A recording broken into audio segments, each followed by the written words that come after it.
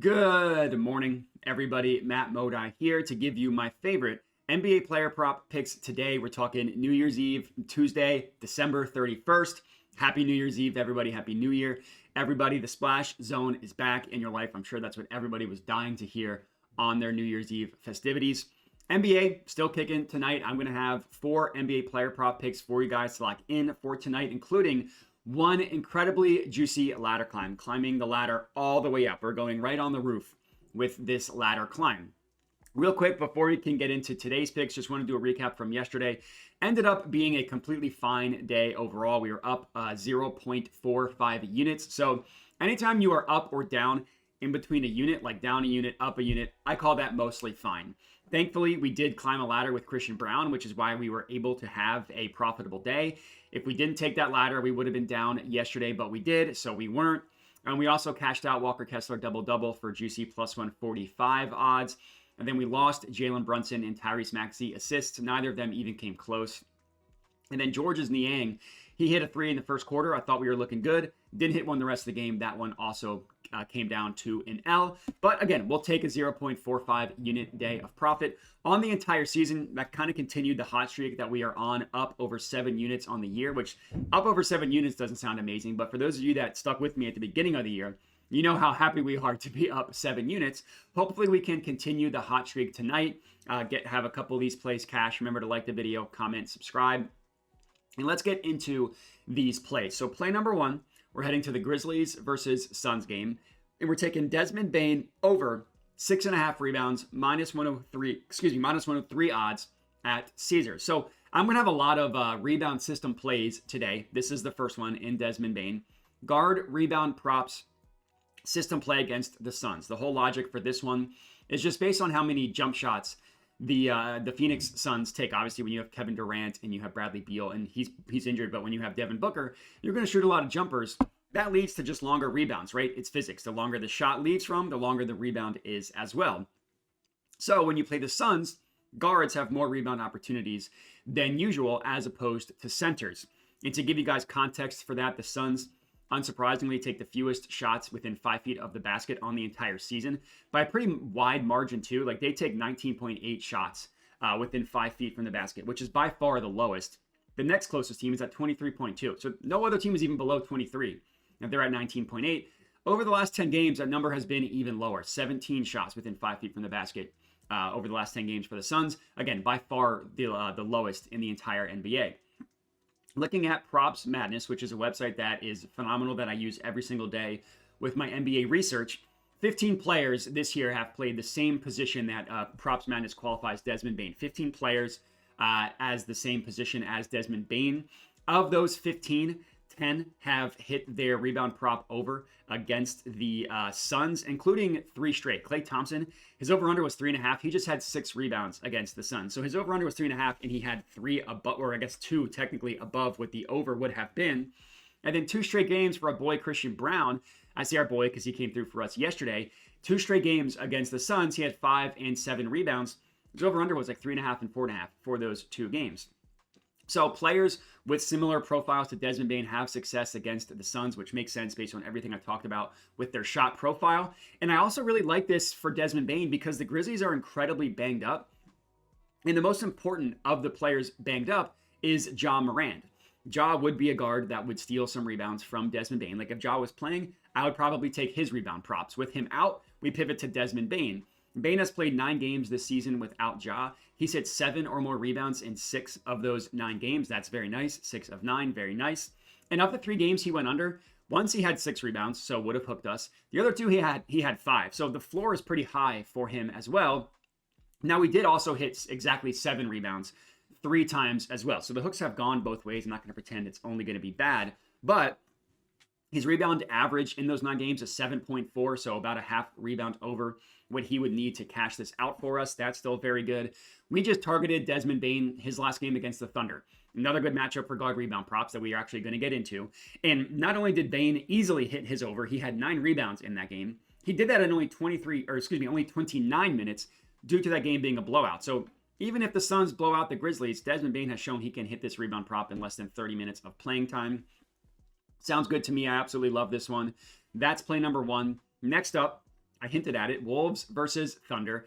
Anthony Edwards over 5.5 rebounds, plus 110 odds at bet 365. This is the second of our 3 guard rebound system plays. This time is taking guard rebound props against the Thunder. Now, the Thunder are not a system play because of their shot profile. They're just a team that allows a lot of rebounds in general, so they're a good matchup for a lot of positions. But specifically, guards have a lot of success rebounding the ball against the Thunder. You know, we've been on this system for a couple weeks now, pretty consistently come through for us. Per NBA.com, the Thunder have allowed the most rebounds to guards over the last 10 games. And going through and on the entire season as well. So it's both 10 games and the entire season. And going through their game log, all that stuff makes sense. I mean, they just get lit up. I mean, lit up is a strong word, but they allow guards to have a lot of success against them. Let's phrase it like that. Desmond Bane, who I just mentioned, he had 9 against them in less than 30 minutes of playing time. The game before that, Benedict Mathurin, a player that we bet on in that game, he cashed us out. He had 6 rebounds. His over-under was 5.5. Malcolm Brogdon and Jordan Poole in the same game both hit their rebound prop over against the Thunder. They were both at 3.5. Jordan Poole had 4. Malcolm Brogdon had 6. So Poole just would have hooked the over. Brogdon skied over. And the game before that, Tyler Hero had 12. So a lot of success you see with guards against the Thunder from a rebounding perspective. Unsurprisingly, according to Props Madness, same website I'm using for similar player profiles, 58% of the guards with a similar rebound, I should say players, 58% of the players with a similar rebounding profile to Anthony Edwards have hit their rebound prop over against the Thunder by an average of a little bit under 1.5 rebounds above what their over-under is priced at. So it's like guys are hitting their over more often than not even by the hook. They're hitting it by multiple rebounds over what their over-under is. And looking at Anthony Edwards, you know, he's only hit this number in 5 of his last 10 games, which like a 50% hit rate isn't terrible, especially considering we're getting this for plus 110 odds. So like if you just look at that, plus 110 odds for a 50% hit rate is by definition positive EV. Obviously things go way deeper than that, but just looking at that is not bad. Somehow, of the 5 losses, 4 of them, he had exactly 5 rebounds. Literally 4 separate times in the last 10 games, he's landed on exactly 5 rebounds. So the floor in 9 of the last 10 games has been 5 rebounds. We just need him to get 1 over that to hit this over, I should say, against the Thunder. And these 2 teams have yet to play this season, so we don't really have any numbers to go off of. But I'm confident that Anthony Edwards is going to get us to 6 rebounds to cash this bad boy out. That's play number 2. Looking at play number 3, we're heading over to the Raptors versus Celtics game. Give me Grady Dick. We have yet to take a Dick prop in a while. We're ready to go back to it. 4+ rebounds for Grady Dick, plus 130 odds at DraftKings. So our third pick of the evening is our third and final rebound system prop. We're going to have another play, but it's just not a guard rebound system prop. I mean, when the Suns, Thunder, and Celtics all play on the same day, you know what to do.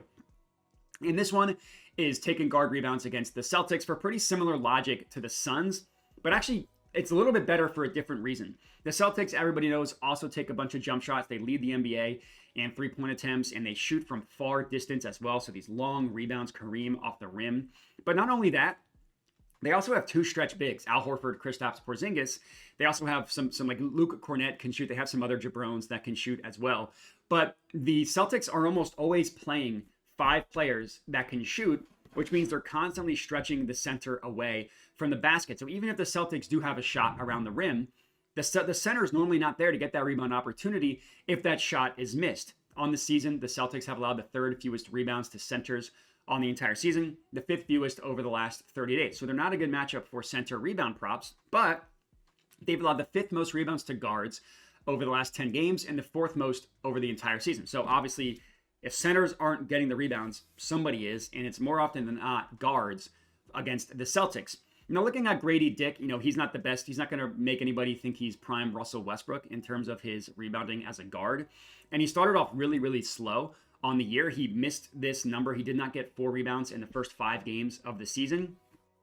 Since then, he has done it in 15 of 22 games, and he's actually done it in 7 of his last 10 games as well. So a lot of times I try to fade recent results with my plays. That's not what we're doing in this one. I just think this line is too low for Grady Dick. And I can understand why the logic, the Raptors have had injured players in and out of the lineup all year. RJ Barrett's out for this game, but Scotty Barnes is playing and Bruce Brown is back. Bruce Brown's played one game, so obviously it's a tiny sample size, but Grady Dick had 6 rebounds in that game. So if Bruce Brown steals away 2 rebounds from Dick, that's fine, because that still equals 4. 6 minus 2 equals 4. That's math. You can't get that on any other channel. And then as for Scotty Barnes, he's played the last 10 games that Grady Dick has played with Scotty Barnes. He's gotten 4 more rebounds in 7 of those 10 games, averaging 4.3 rebounds. So I'm really not scared off of any of the players playing versus not playing and all that stuff.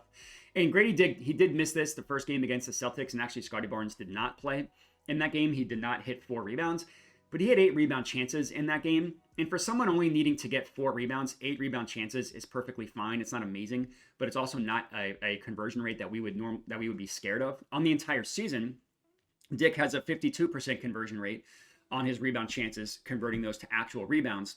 And that number over the last 10 games has gone up to 67%. Now, that's an outlier. I'm not going to sit here and tell you that he's going to collect 2/3 of his rebound chances over the course of the entire season. Even if that number normalizes to 50%, 8 rebound chances, obviously 50% of 8 equals 4. Another math equation for you guys. So, and if he has more than 8, great. If he collects 2/3 of his rebound chances, great. There's just a lot of avenues that Dick can come through for us, get us to 4+ rebounds. And now for our last play of the evening, a ladder play, Bucks versus Pacers. We're doing a Giannis Antetokounmpo assist ladder. So we're taking him over 5.5 assists for a full unit. We're taking him 7+ assists as a half unit ladder play. And then we're going all the way up to 10+ assists for 0.15 units. But that's at plus 1,400 odds. So I'm starting a new betting category, which is somebody is going to get fired for this line. I said those exact words with Christian Brown yesterday. He had 10 points at halftime. He had 20 points in the game. We took him for 15+ points at plus 200 odds. It was a crazy line. We took advantage of it. And I think it's the same thing with this Giannis line. So I'm going to say somebody should get fired for giving us Giannis plus money to hit over 6.5 assists. No idea what the books are doing with this price. Now, one thing that I do like for this is we do get a nice fade of recent results with Giannis and his assist props. He missed this in his last game. He actually hasn't gotten to 6 assists in 5 of his last 7 games, so it's been pretty consistently under. However, prior to that, so 7 games, not been good. The 5 games prior to that, he had cashed it in all 5 straight, and he had cashed it in 8 of his last 9 as well. So if you kind of just take a step back, he had 6 or more assists in 8 of his last 9 games. Now he's missed it in 5 of 7. That's, again, I talk about this all the time, but that's the natural ebbs and flows of an NBA season. Not scared off by that at all. Fade recent results, that's a good thing. Now, he has missed the last couple of games with an illness, so if he does get ruled out tonight, we just get this refunded. No harm, no foul. But he's missed about 10 days with this illness, so I think after that much time off, the expectation is that he is going to play. And as far as the matchup goes, it's a dream matchup for these stretch bigs like Giannis. 6 of this, again, per props madness, 6 of 9, very nice. Players with a similar playmaking profile to Giannis have hit their assist prop over against the Pacers by an average of 1.39 assists over, what their over-under is priced at. So again, more often than not, when they go over, they're not even going over by the hook. They're going over by multiple stats over what their over-under is. And that includes Giannis in this exact matchup earlier this year. He had 11 assists. More importantly, he had 16 potential assists. Now, 11 on 16 is a little bit of a high conversion rate. But even if he has a 50% conversion rate, which would be low, that still cashes out our mainline play and the first leg of the ladder. And this is a theme of how the Pacers guard Giannis. The beginning of last year, Giannis went off like 3 games against them, like 40, 60, 40 points. It was crazy. They changed their philosophy of how they guard Giannis. They wall off the paint, and they really try to not let him beat them, just going over and over, driving to the basket. So that leads to more assists than anything. I mentioned 11 assists on 16 potential assists in 1 game this year. The last 2 games against them last year, he had 11 assists and 8 assists. So one of them cashed the full ladder, one of them cashed the first 2 legs of the ladder. And in those 2 games, 17 and 15 potential assists. So if you just kind of take a step back and do the math, his last 3 games against the Pacers, 16, 17, and 15 potential assists. That's amazing for someone to only need to get to 6 assists. That's good for someone to need to get to 7 assists, and it's reasonable to climb the full ladder to 10 He also has cashed both the first legs of the ladder the last 3 games as well, and gotten to 10 in 2 of them. It's just a crazy line. Again, I feel bad for whoever gave us this line because they're going to get fired. Hopefully it's not the same person that gave us Christian Braun yesterday, because that person is really reeling. But I just love this play on Giannis, obviously. And that rounds out our picks for the NBA tonight. 4 total bangers, including a juicy ladder climb as well. Let's all have a great night tonight. Everybody be safe. Don't drink and drive. All that good stuff. Remember to like the video, comment, subscribe. Check out the links in the description as well as the pinned comment if you want to support the channel. If you want to sign up for Props Madness, I do have a promo code. I also use Outlier Bet. I have a promo code for that as well. Just check it out if you want to support the channel. No worries if not. Appreciate everybody for watching, and have a good one.